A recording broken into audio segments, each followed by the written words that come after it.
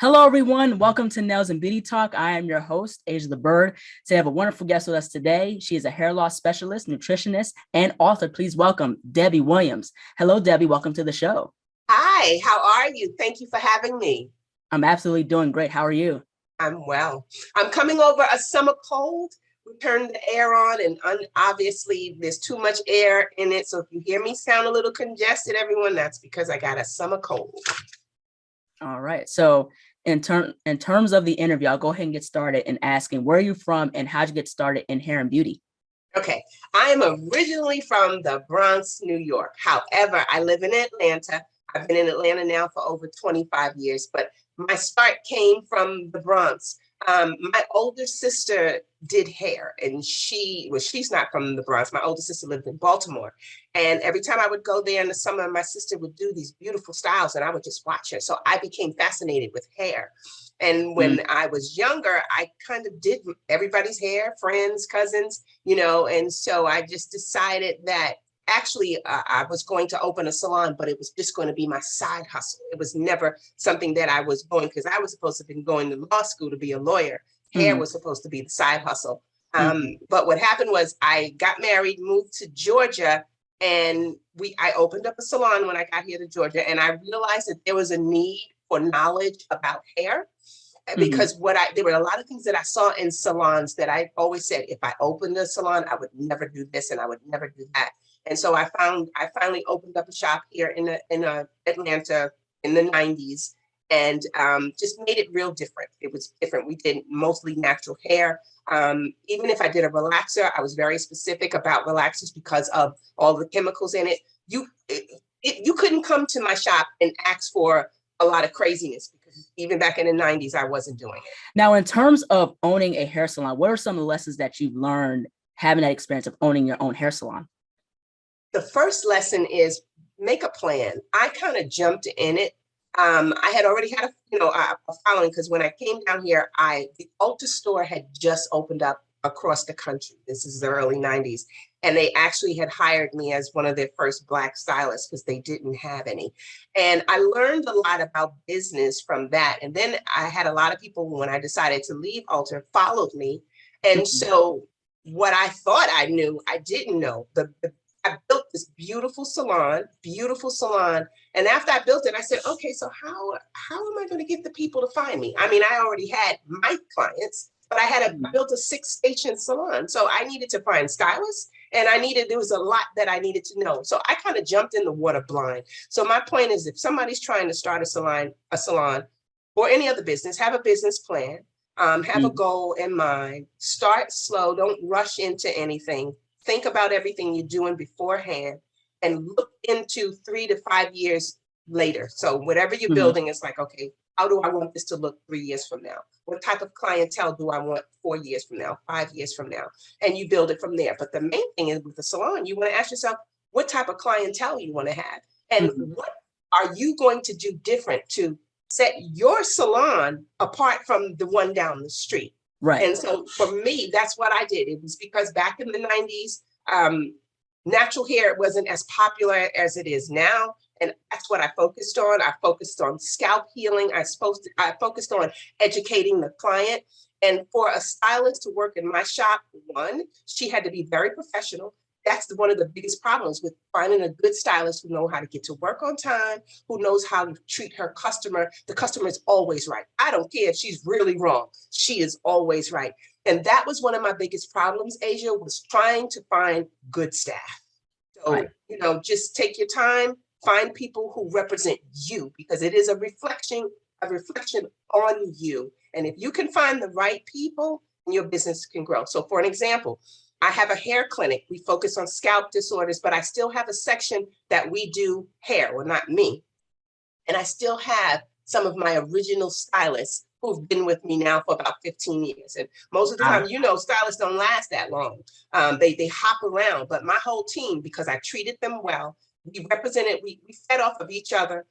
We all knew it was about the client and their experience. This is why I still have that staff today. That's really, really cool. That's really, really great. Now, I want to get into your hair care line, Pure 7. So tell us about your hair care line. So I developed Pure 7 So my story, just to kind of do a synopsis of how I even became a board certified nutritionist and how I went from being a hairstylist to a hair loss practitioner. When I opened up that salon that I mentioned to you, whenever someone sat in my chair and I saw a bald spot forming, usually like alopecia will start with a dime-sized circle hole. And when I would see that, I would say, hey, it looks like something's going on your scalp. I want you to go to your doctor. Or maybe I'm washing hair in the sink and I'm seeing long strands coming out. And I go, something's going on with your hair. I knew it wasn't the products I use, because I use top-notch product where I knew every label, every ingredient. And so whenever I saw hair loss coming out of a client, I would say, go to a doctor, go to your dermatologist. And every time I would say it, they would go. Whoever it was, they'd be like, Debbie, if you think something's going on, I'm going to go. They would come back for their next visit and say, Deb, I went to the doctor. He took blood and he said, I'm fine. Well, I would get frustrated from that, because I'm going, there's something going on. I felt, even before I got into the holistic medical arena, I felt when someone was experiencing hair loss, the body was telling me this was the body's reaction to something going on. And so I think after sending so many people to a dermatologist and to a doctor, and they were coming back and saying, yeah, they took blood, they said I'm fine, but they gave me this prescription for so-and-so, I got frustrated and I said, you know what, I can't do this anymore, because something is going on and our doctors aren't looking for the root cause. So then I decided that I would become a trichologist. And a trichologist is one who studies hair and scalp disorders. And a trichologist studies for years and years and years, and I did. And they study as much, and I feel they're just as smart as a dermatologist without that dermatology degree. But when I studied trichology, it didn't give me my answers. I'm very analytical, and I need to know why things happen. I need to know why A and B equals C. Well, for instance, in trichology, they would share with me, this is psoriasis. And I'd go, well, why does the patient have psoriasis?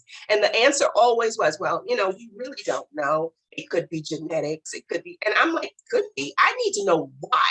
And so, between the psoriasis and the eczema and even acne, they could never really give you a sufficient answer. So that's when I knew trichology wasn't enough for me. Because when you sit in my chair, I need to tell you why your hair is coming out, not the maybe. And I wasn't one. I don't want to sell you no topical products, because I even knew then that a topical product couldn't help what was going on here, because the hair loss wasn't external, it was internal. And that's when I started following natural doctors. Well, even before that, I thought maybe I should become a medical doctor. And then with my stint of thinking I was going to go into the Western medicine field, I realized that our Western medicine doctors only treat symptoms, and everything follows up with a prescription drug. And I said, no, I don't want to treat symptoms. I want to treat the root cause. And that's what led me down naturopathic and holistic practicing, because when I was a part of naturopathic practice and holistic practice, for one, I finally got my why answered. Everything made sense. They took it down to the root cause, and it helped me. So that's when I decided that's where I want to be. I want to stay holistic. And when I learned that all of our health issues has a lot to do with our diet, that's when I decided to become a nutritionist. I took it a step further and became board certified, because in some instances, some people say, well, anybody could be a nutritionist. Well, anybody can't be a board certified. When you're board certified, that means you've done your education, you've done your study, you've done everything to make sure that nobody can't question what you're talking about, because you've learned it all. And now I'm actually studying functional medicine, which is the next step for even expanding my knowledge for health and wellness. All right. So what do you think about like hair loss? Like, how common is it in both men and women? It's very common. 1 in 2 will have it. So every other person is going to experience hair loss at some point in time in their life. Everybody's going to experience it. Hair loss is a symptom that the body is telling you there's an imbalance, nutritional imbalance, and practically everyone has deficiencies at some point in time in their life. So you're going to experience it. Even if a woman is pregnant, her hair tends to get very healthy. And many people after their pregnancy, we tend to lose hair, but that's only because of 3 stages of our hair system. Our hair goes through 3 stages: the anagen, catagen, and intelligent. When a woman is pregnant, she stays in the anagen stage more, which is the hair growth stage. So afterwards, her body's got to transform back, and she's going to lose hair. So everyone at some point in time is going to lose hair. But like I said, hair loss is a symptom. So when we start losing hair, instead of going and running to buy a bunch of lotion, potions, and creams for the hair, we need to check our body. It's the body telling you that something is deficient, something's imbalanced, from a nutritional deficiency to a gut issue. So in terms of psoriasis and eczema, so for me in particular, I have eczema, and I have a family member who has psoriasis, and she had psoriasis in her scalp. So what are some of the important minerals and vitamins to take in terms of curing eczema and psoriasis? Well, for one, psoriasis is autoimmune. And most of our skin conditions is autoimmune. So it's not that there's one specific mineral or a specific vitamin that can fix the problem. The first initial thing is to see what you are mineral imbalanced in. That's the first step. Because that's why a person who will take multivitamins, I'm not a fan of multivitamins, because you could be giving your body something that it doesn't need. Most multivitamins have a lot of calcium in it, but the calcium may be okay. So now that you're taking this multivitamin, you're about to overdose on calcium, which is going to cause a lot of issues. One, dry hair, dry scalp, so many different things. So you want to know what you need first. But generally speaking, when we are dealing with skin and hair, zinc is one of the most important minerals for our skin. Zinc is a very powerful mineral for our immune system. And so when we're having skin issues, we need to look at zinc. The other, when we're having skin issues, we need to look at vitamin A, very important for skin. Vitamin D, very important for skin. B12. But again, I wouldn't recommend these unless you know for sure what is going on in the body. And in most cases, you are deficient in those, but there's also other things that has caused you to be deficient in the first place. And I remember I seen an interview with you in Sister Circle, and you talked about rice water. So can you explain the benefits of rice water? That's funny. So rice water, I actually was the first person who did the rice water video back in 2017. I wanted to share with the world there was a way that you really can help your hair grow by not having to spend all this money on hair products. The purpose, Asia, of rice water was the fermentation of the rice. It's what it actually is doing is within that fermentation process, it is actually creating minerals and vitamins. So your hair cannot grow if it doesn't have minerals to feed it, just like our body. Our bodies, the functionality of our body needs minerals. However, our bodies can't produce minerals. So our body can't produce iron and magnesium and calcium. Our body gets that from our diet. So with the rice water, the fermentation is producing many of the minerals that the hair needed. But most cases, if you are mineral deficient, so how our bodies work is when you eat, let's just say an apple. When you eat an apple, you chew, that starts the chewing process. The saliva in your mouth actually and the bacteria starts to break down that. Right. Then you swallow it, it goes down your esophagus, it lands in your stomach. When it lands in your stomach should already have produced something called hydrochloric acid. Hydrochloric acid is an acid that continues to break down the protein from the foods you eat. But then at that point, that's where the gut and liver, all those different organs and glands help to pull the nutrients out. When nutrients are pulled out, specifically the liver, when the liver pulls these nutrients out, the liver transports the nutrients to your blood, who transports them to every organ and gland, brain, liver, kidney, heart. I say this for a reason, because what happens is hair, which is a living cell in the body, also needs those nutrients. However, if you are imbalanced in those minerals, when blood is transporting those nutrients that you just ate, your major organs are going to get it first. And many times hair is the last to get any of the nutrients left from what you ate. So in return, if the hair is not getting nutrients, it's going to get sick, it's going to die, it's going to fall out. So with the rice water, the minerals that you have fermented and you're feeding the scalp, so you're giving the hair through the follicle in the scalp, you're giving the hair a chance to get the minerals that sometimes it's not getting because the body is deficient. Did that make sense? Okay. Yeah, I definitely want to also get into tap water, because you mentioned a TikTok video about the concerns about tap water. So why should people not consume tap water? Our tap water is loaded down with toxins. That's another topic. If you Google heavy metal toxins, you will see all the information: lead, aluminum, mercury, cadmium, all of these different things are in our body. Toxins disrupt our hormones, it disrupts our endocrine system, and our tap water, everybody's tap water is loaded with toxins. If you were to contact your county or ask to get a sample of your water, first of all, you can contact your county and your county can send you a list of what's in your water. But there's a website, ewg.org, amazing website. All you do is put your zip code in there and it will tell you exactly all the toxins are in your water. So why should we not drink tap water? Because it has so many different toxins in the body that these toxins could really be the cause of a lot of our health issues, our immune system going down, cancers coming up, all different things from all the different toxins in our water. And a lot of times, one of the main things that we find in the water a lot is lead. If you've ever, like, say you have a bathroom in your home that you don't use a lot, and sometimes you see a red ring around that toilet, that's lead. That's a sign that your water has lead in it. So imagine drinking lead. It's not going to go well in the body. The body is going to try to remove it, but in most instances, heavy metal toxins, they dig under glands and organs, and they're hard to remove. There's certain things that I do in my practice, but tap water is a main factor for putting toxins in the body. So in terms of buying hair products, what is some of the common chemicals one should look out for before purchasing a hair product? Do you recommend also in terms of making like natural products for our hair? I definitely recommend natural. So I love people to learn labels. Sulfates is the main one. I've been talking about sulfates for years, but now a lot of products, because most of these manufacturers are seeing how we are more concerned about natural now.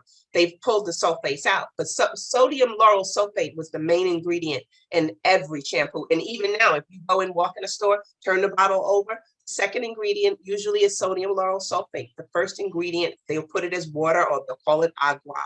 But there's sodium lauryl sulfates, there's parabens, there's propylene glycol, which is another one.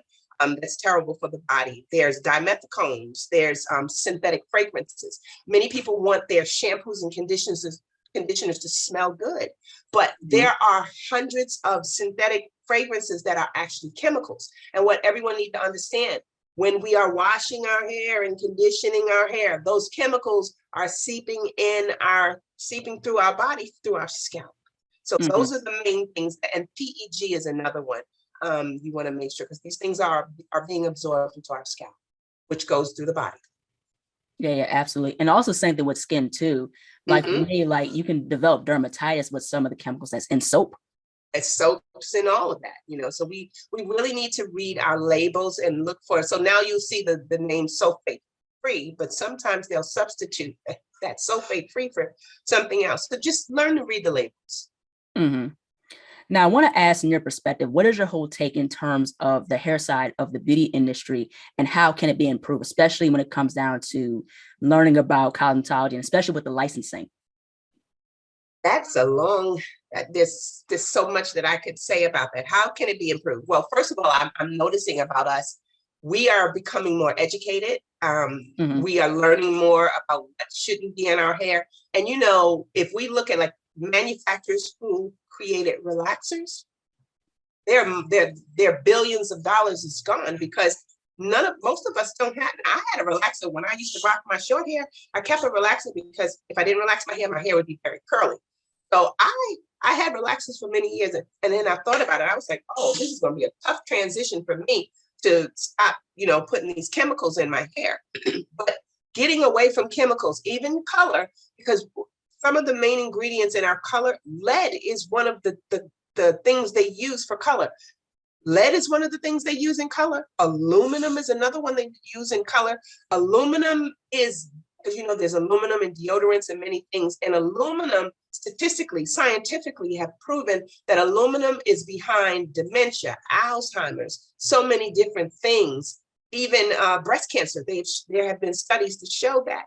So we need to watch what we're putting into our body. So what I'm seeing is that most folks are now becoming more educated about their hair, their skin, the products they use. And I'm also seeing hair care companies, they realize because we, the people, are getting smart, they're starting to address our concerns and being more cautious of what they're putting into the product. So for the hair industry to make sure that they want to give us safe products, that's very important because the beauty product is not regulated like food.